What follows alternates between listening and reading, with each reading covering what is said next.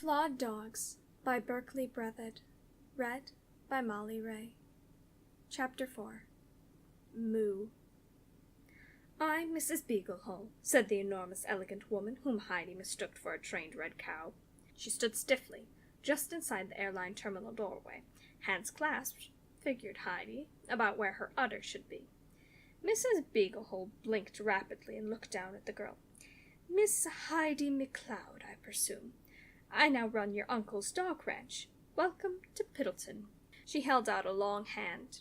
Heidi reached for it carefully with her own, while eyeing the woman's toothy mouth. Cows attack. "And welcome to your new life," Mrs. Beaglehole said, folding her hands again. "Your uncle is so very interested in seeing you again. Maybe with your hairbrush. How old were you again when you last visited him here? 13? 6, said Heidi. The woman snorted and pretended not to hear. "He has great plans for you, you know." "I don't like dogs," said Heidi. She thought she should put that out there early. Mrs. Beaglehole looked as if she had been stuck with a knitting needle. "Not like dogs? Why?" Heidi looked back at the woman with equal shock. Did this ridiculous human heifer really not know it was because of dogs that her parents had died when she was a little kid? That it was because of dogs that her criminally negligent uncle had dispatched her to stew with mutant nuns at St. Egregious for all these torturous years? She didn't know that it was because of dogs that Heidi's life was now shredded like one of her stupid uncle's canvas chew toys? Apparently not, concluded Heidi. "I don't like dogs," she finally said, "because they always need a bath."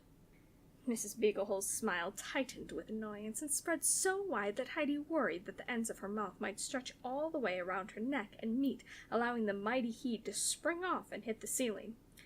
"Dogs don't need baths here," said Mrs. Beaglehole. "Unlike children. How you must be so looking forward to yours."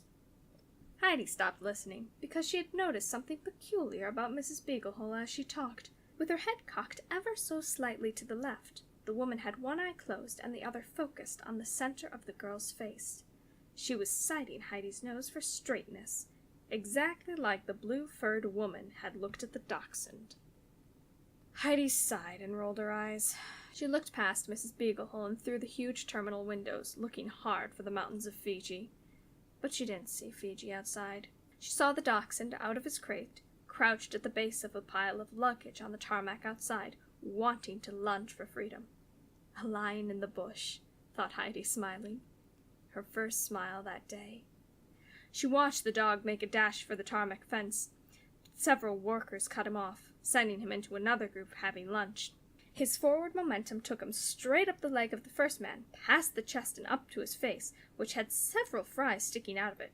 Dogs are creatures of survival, so he instinctively grabbed all of them with his teeth as he climbed. Hooking a rear paw into the man's open mouth, he pushed himself onto the top of the man's head. The man flailed, as if being attacked by a fruit bat. The other man grabbed for the dog, but then the escapee leapt to his head.